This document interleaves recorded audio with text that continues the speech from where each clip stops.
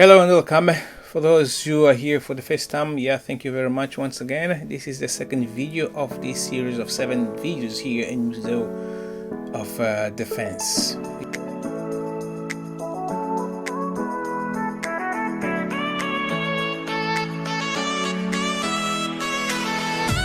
On this series here, on this on this department, on this section, we'll be able to explore exactly the weapons that was used in Angola prior to the more conventional kind of weapons, as well as the kind of weapons that was used by the Angolans in order to fight Portuguese. As you can see here, this is one of the weapons used from, this is Italian, this one here American kind of carabine that was used in order to fight the people. This is English brevet. This is before it came all this sophisticated kind of weapon that killed many people. Here, as you can see, more weapons, more weapon of mass destruction. So that's exactly what it. It is. I mean, it is sad to see exactly how all these weapons were just created in order to kill people. See, well, there is no other purpose than killing people. That's exactly what this purpose of the weapon is, or they are. This is another kind of weapon that used in the past to to kill, basically. You go around here. This is another kind of weapon. There's so many types. This one here, there's not as it is, I think for those who knows the weapon, how it is, the way all the weapons that were used, they were built to this one here is completely different, right?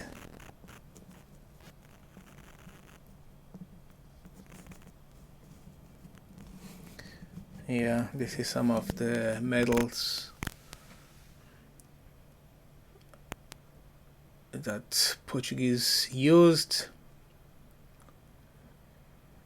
As you can see, I don't know who is this were given to, but I believe to all the soldiers exactly who were more capable. This is how difficult make the people, shamefully,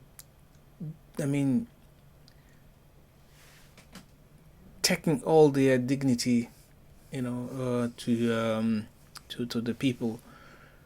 That was very sad to see all this kind of thing that these guys had done. This is the traditional leaders. I'm sorry that I'm going too fast on this. There's so much to cover as well here. Then I need to go a little faster. So this is a quick rei do Bailundo. This is the king of Bailundo.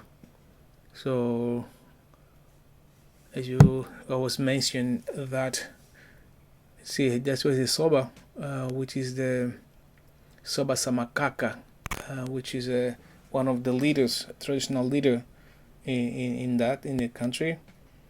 Chef Guerreiro Humbi, this is one of the chief.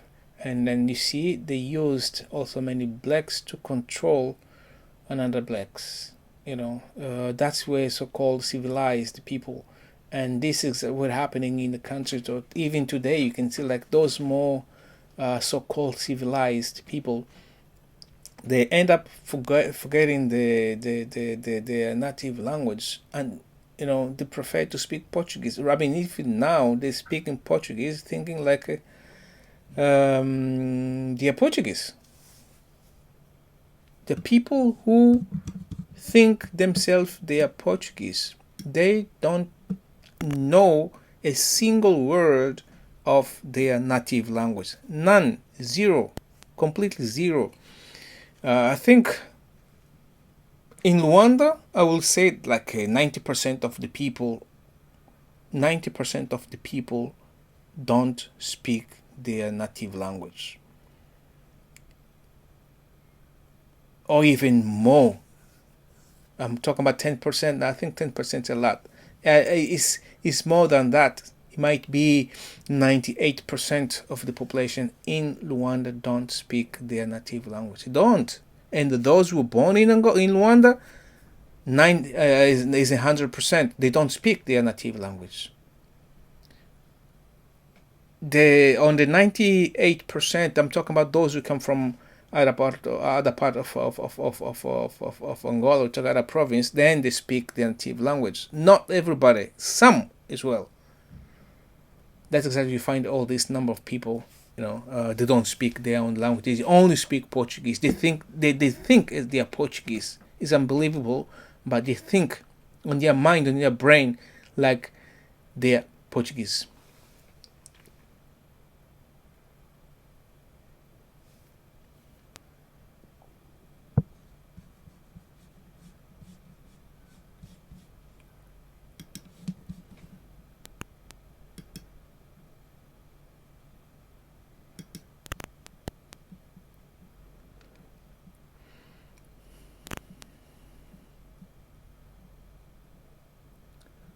I don't know what it is. Morteiro salva. This is another kind of weapon they used on the past.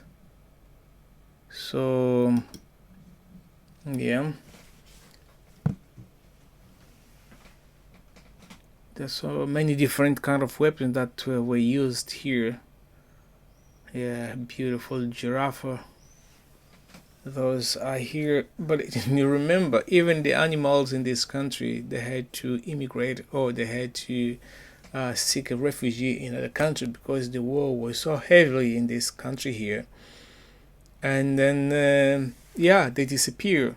Only recently, they had this agreement between South African government and Angolan government to send some of the animals from the country to Angola, because all the animals, or a vast majority of animals, they disappear.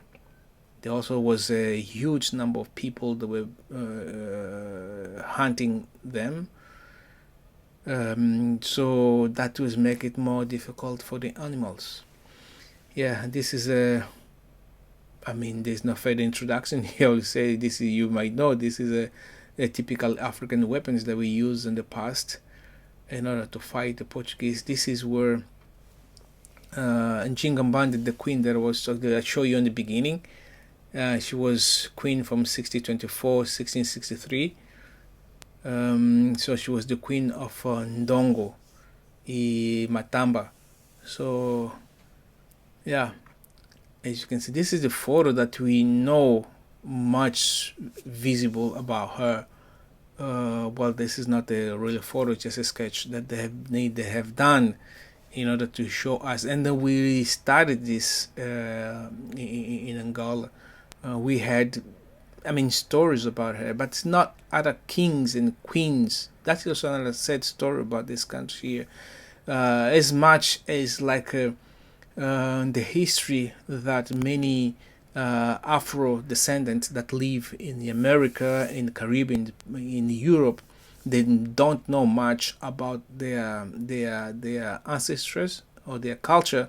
That many part in Africa as well have got the same problem, because the education system is not prepared to teach the real story of the African continent, because all what we studied currently is someone else who created for us, not our own writers, not our own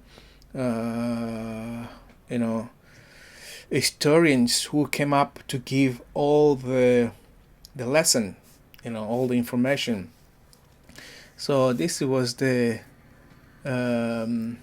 yeah, that was the map of the kingdom of Congo, which was the biggest kingdom. The kingdom of Congo, which is Kimbamvita, was the queen. It went all the ways from started from Angola, goes all the ways to Congo Democratic, Congo Brazzaville, and Gabon. Was really huge kingdom. I don't know how many kind of kingdom like this one here, but this was the Bakongo was a huge kingdom, which is yeah, as I said, that was two countries involved in the not two, but all this huge territory, because before was not a country involved towards just the kingdom, but the Portuguese and all the European, not the Portuguese only, they came up and they divided all this beautiful continent.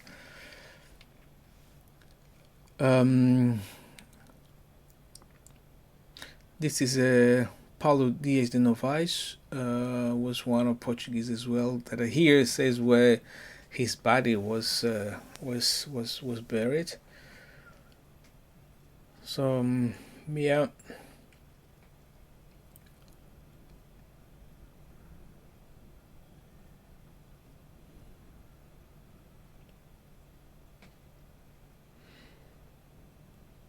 Well, here is talk about a coalition that was existed in the past between all these kingdoms that was there. As you can see, on the green side, like all the Bakongo or Kikongo kingdom or Congo kingdom, as well as Ndongo kingdom, were kind of connected. Created all that coalition between these kingdoms. This is the first coalition, as you see, coligação 1, or a primeira coligação. The first coalition was from 1519 to 1600. Another instrument that was used in the past, that is mocha, bengala, and all those kind of instruments, stones that were used in order to fight and use for making fire and all those things there. But dear brothers and sisters, thank you very much for tuning in and listen to the story. As I said from the previous video, this is a 7 video series, so I don't want to give you 1 hour or so of video so you cannot be tired. I'm giving you a piece by piece of these videos here. So as you as I said, that you've got another video coming, the third one. I will just say thank you very much for tuning in once again, and then I hope to see you on the next one. Please remember to subscribe and hit the like button and share as well.